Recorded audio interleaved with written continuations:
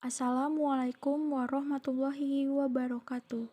Yang terhormat Ibu Rita Aryana Nurkasana MSc, selaku dosen pengampu mata kuliah Sistematika Tumbuhan, dan teman-teman lainnya yang berbahagia. Pertama-tama, marilah kita panjatkan puji syukur kehadirat Allah Subhanahu wa Ta'ala karena telah memberikan rahmat, kesehatan, dan keselamatan sehingga kita dapat berkumpul di ruang kelas ini secara virtual. Adapun topik yang akan kami bahas adalah Petri Dopita.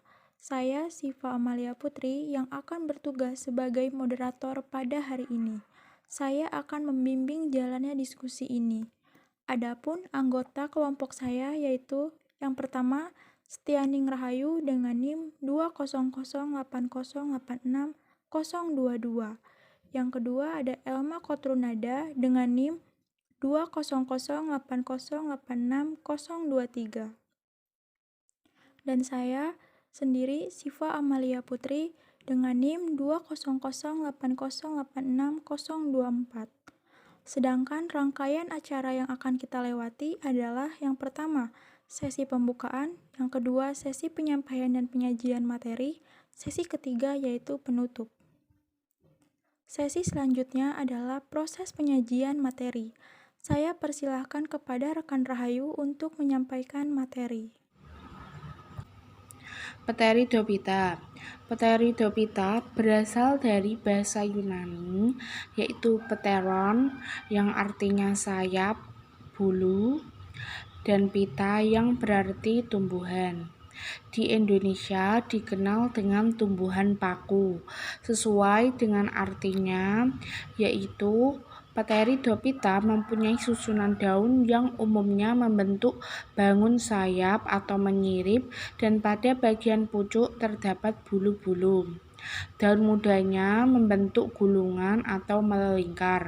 Tumbuhan paku itu termasuk tumbuhan kormus berspora yang artinya dapat dibedakan antara akar, batang, dan daun. Ini merupakan struktur gambar Peteri Dopita. Ciri-ciri tumbuhan paku yaitu 1. Daun muda menggulung. Yang kedua, pada tempat-tempat tertentu, misal di bagian bawah daun yang tua terdapat kumpulan sporangium berbentuk bulatan-bulatan berwarna coklat kehitam-hitaman yang disebut sorus. Yang ketiga, hidup di daratan pada tempat yang basah atau lembab, tetapi ada juga beberapa tumbuhan yang berada di air. Yang keempat yaitu termasuk golongan Cormopita, yaitu berspora karena dapat membentuk spora. Yang kelima mempunyai 4 struktur utama.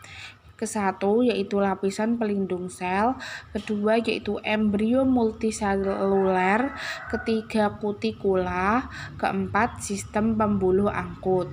Yang keenam yaitu sporofit lebih dominan daripada gametofit. Struktur tubuh pada tumbuhan paku yang pertama yaitu ada akar.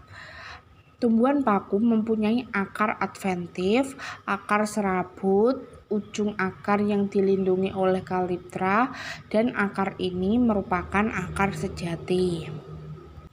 Yang kedua yaitu batang. Batang tumbuhan paku atau Peteri Dopita itu bercabang-cabang, menggarpu atau dikotom, atau jika membentuk cabang-cabang itu ke samping. Cabang-cabang baru itu tidak pernah keluar dari ketiak daun. Batang tumbuhan paku terdapat 3 bagian, 1 epidermis, kedua korteks, dan ketiga silinder pusat. Silinder pusat yang terdiri dari xilem dan floem yang membentuk berkas pengangkut. Yang ketiga yaitu struktur tumbuhan paku yaitu ada daun. Berdasarkan ukurannya, daun pada tumbuhan paku itu terdiri menjadi 2. 1 daun makrofil dan kedua daun mikrofil. Daun makrofil yaitu daun yang berukuran besar dan tipis, sedangkan daun mikrofil yaitu berukuran kecil, tebalnya hanya selapis sel. Berdasarkan fungsinya, daun pada tumbuhan paku Pteridophyta dibagi menjadi tiga, yaitu daun tropofil atau daun steril, kedua daun sporofil atau daun fertil, dan ketiga daun trofosporofil. Yang keempat, yaitu struktur tubuh pada tumbuhan paku, yaitu terdapat spora. Tumbuhan paku itu berkembang biak dengan spora. Berkumpulnya sporangium di dalam tumbuhan paku itu bermacam-macam, antara lain yaitu sorus, strobilus, sporocarpium, sinangium. Setiap sporangium dikelilingi oleh sederetan sel yang membentuk bangunan cincin yang disebut anulus. Anulus itu berfungsi sebagai mengatur pengeluaran spora. Tipe spora itu ada dua, yaitu monolet dan trilet. Klasifikasi pada tumbuhan paku atau Pteridophyta. Tumbuhan paku itu dapat diklasifikasikan ke dalam 4 kelas, termasuk juga yang telah punah. Yang ke-1 yaitu kelas Psilophytinae, yaitu paku purba. Yang kedua kelas Lycophytinae, paku rambat atau paku kawat. Yang ketiga yaitu kelas Equisetinae, yaitu paku ekor kuda. Dan yang keempat kelas Felicinae, yaitu paku sejati. Yang pertama yaitu kelas Psilophytinae atau paku purba. Paku ini merupakan paku telanjang, tidak berdaun atau mempunyai daun-daun kecil yang disebut mikrofil.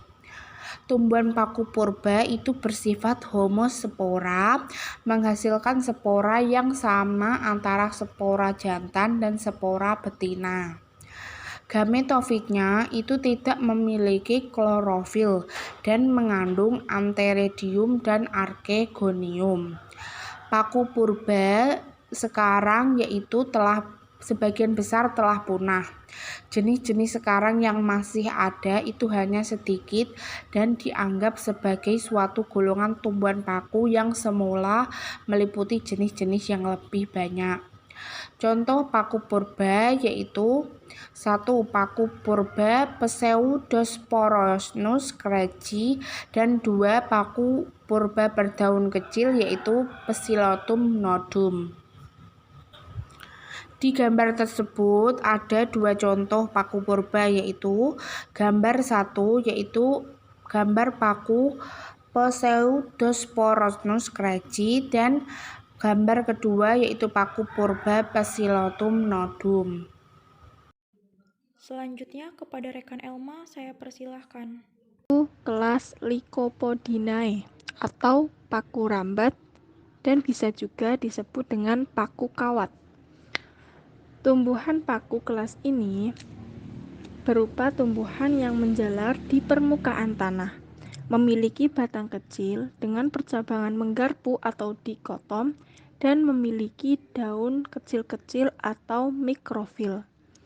Tidak bertangkai, selalu bertulang satu, dan ada beberapa bangsa yang daunnya memiliki lidah atau lingula. Daun-daun tersusun menurut garis spiral. Sporofilnya berbeda dengan tropofilnya. Tiap sporofil mempunyai satu sporangium yang besar pada bagian bawah sisi atas daun. Kumpulan sporofil pada paku kelas ini disebut strobilus, yaitu struktur penghasil spora yang menyerupai kerucut. Sporangium pada Lycopodinae ini tersusun dalam strobilus dan bentuk di ujung cabang. Kelas ini dibagi menjadi 4 ordo, yaitu Lycodiales, bangsa Slaginellales atau paku rane, paku lumut, Isoetales, dan Lipodendrales. Contohnya yaitu Lycopodium cernum, Selaginella caudata, Lepidodendron mayor. Selanjutnya, terdapat contoh gambar dari kelas Lycopodidae. Ada Lycopodium cernum dan gambar yang kedua Selaginella caudata. Untuk kelas yang ketiga yaitu Equisetenae atau paku ekor kuda. Paku ekor kuda batangnya kebanyakan bercabang-cabang, berkarang, dan jelas kelihatan berbuku-buku dan berruas-ruas. Daun kecil seperti selaput dan tersusun berkarang. Sporofil selalu berbeda dari daun biasa. Sporofil biasanya berbentuk perisai dengan sejumlah sporangium pada sisi bawah dan semua sporofil tersusun merupakan suatu badan berbentuk ganda atau kerucut pada ujung batang atau cabang. Protalium berwarna hijau dan berkembang di luar sporanya. Equisetalis dikelompokkan menjadi 4 bangsa, yaitu bangsa Equisetalis, Sphenophyllales, dan bangsa Protoarticulatales. Contohnya yaitu Equisetum arfens, Equisetum debile, Eucalyptus multiramis, Sphenophyllum cuneiformium. Dan di situ terdapat gambar dari contoh kelas Equisetae. Ada Equisetum debile dan Equisetum arfens. Untuk kelas yang keempat ada Filicinae atau paku sejati. Kelas Filicinae lebih umumnya dikenal dengan tumbuhan paku atau pakis yang sebenarnya. Tumbuhan ini termasuk higrofit, banyak hidup di tempat teduh dan lembab. Semua anggota Filicinae mempunyai daun-daun yang besar atau makrofil dan sempurna, bertangkai. Tumbuhan paku ini daunnya menggulung pada ujungnya dan pada sisi bawah mempunyai banyak sporangium.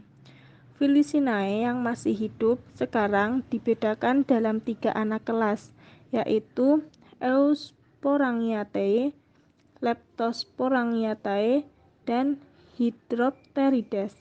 Contohnya yaitu Adiantum verleyens atau paku ekor merak dan Platycerium bifurcatum atau paku tanduk rusa.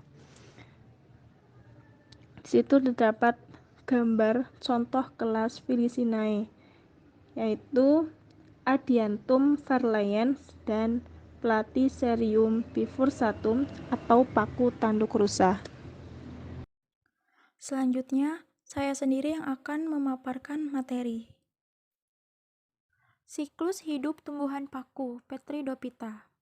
Siklus hidup tumbuhan paku, Petridophyta, reproduksi tumbuhan paku menunjukkan adanya pergiliran antara generasi gametofit dan generasi sporofit, yaitu yang disebut dengan metagenesis. Pada tumbuhan paku, generasi sporofit merupakan generasi yang dominan dalam daur hidupnya. Generasi gametofit dihasilkan oleh reproduksi aseksual dengan spora. Spora tumbuhan paku dihasilkan oleh pembelahan sel induk spora yang terjadi dalam sporangium. Sporangium terdapat pada sporofit sporongonium yang terletak di daun atau di batang. Spora haploid yaitu protalium. Sedangkan sporofitnya adalah generasi diploid yaitu tumbuhan paku. Proses metagenesis tumbuhan paku pada generasi sporofit yaitu spora yang dihasilkan oleh kotak spora yang disebut dengan sporangium, dan sporangium berkumpul dalam satu badan yang disebut dengan sorus, yang terdapat dalam daun sporofil. Spora keluar dari sporangium, dan bila spora jatuh di tempat yang cocok, akan terjadi pembuahan dan berbentuklah zigot. Selanjutnya, zigot akan tumbuh berkembang menjadi sporofit dewasa. Pada tumbuhan paku, sporofit berbeda dengan sporofit lumut. Pada tumbuhan paku, biasanya protalium mati jika tidak terjadi pembuahan. Protalium itu dapat bertahan sampai lama. Sporofit itulah yang ada pada Pteridophyta yang menjadi tumbuhan paku yang tubuhnya telah dapat dibedakan dalam akar, batang, maupun daun. Berikut penjelasan skema metagenesis pada paku Homospora. Gametofit pada tumbuhan paku disebut dengan protalium. Protalium merupakan hasil perkecambahan spora haploid. Protalium kemudian menghasilkan dua gamet yang berbeda, yaitu antheridium yang menghasilkan spermatozoid dan archegonium yang menghasilkan sel telur. Spermatozoid dan sel telur yang bertemu kemudian membentuk zigot yang diploid. Zigot kemudian tumbuh dewasa menjadi tumbuhan paku dan memulai fase sporofit. Tumbuhan paku membentuk sporofil melalui sporangium. Sporangium menghasilkan spora yang haploid dengan metode meiosis. Spora tersebut yang kemudian akan menjadi sel spora indukan pada fase gametofit selanjutnya. Perbedaan yang terlihat dengan metagenesis paku Homospora yaitu adanya dua jenis spora dan protalium yang berbeda. Namun, bagaimana kita dapat mengetahui perbedaannya secara rinci? Berikut penjelasan skema metagenesis pada paku heterospora. Yang pertama yaitu pada fase gametofit, spora yang dihasilkan memiliki jenis dan ukuran yang berbeda, yaitu mikrospora dan makrospora. Mikrospora nantinya akan membentuk mikroportalium dan menghasilkan spermatozoid pada antheridiumnya. Sedangkan makrospora akan membentuk makroprotalium dan menghasilkan sel telur pada archegoniumnya. Sama halnya dengan metagenesis paku Homospora. Sel telur dan spermatozoid yang bertemu akan membentuk zigot yang diploid. Ketiga, yaitu zigot kemudian akan tumbuh menjadi tumbuhan paku dan dapat membentuk dua jenis sporofil yang berbeda, yaitu mikrosporofil dan makrosporofil. Mikrosporofil akan menghasilkan sel indukan betina melalui mikrosporangium, dan makrosporofil akan menghasilkan sel indukan jantan melalui makrosporangium. Kedua sel indukan tersebut kemudian akan menjadi sel spora indukan pada fase gametofit selanjutnya. Pada paku peralihan ini, perbedaan yang terlihat dengan metagenesis paku heterospora yaitu protalium yang dihasilkan pada fase gametofit adalah sama, namun sporofit yang dihasilkan memiliki jenis indukan yang berbeda, yaitu jantan dan betina.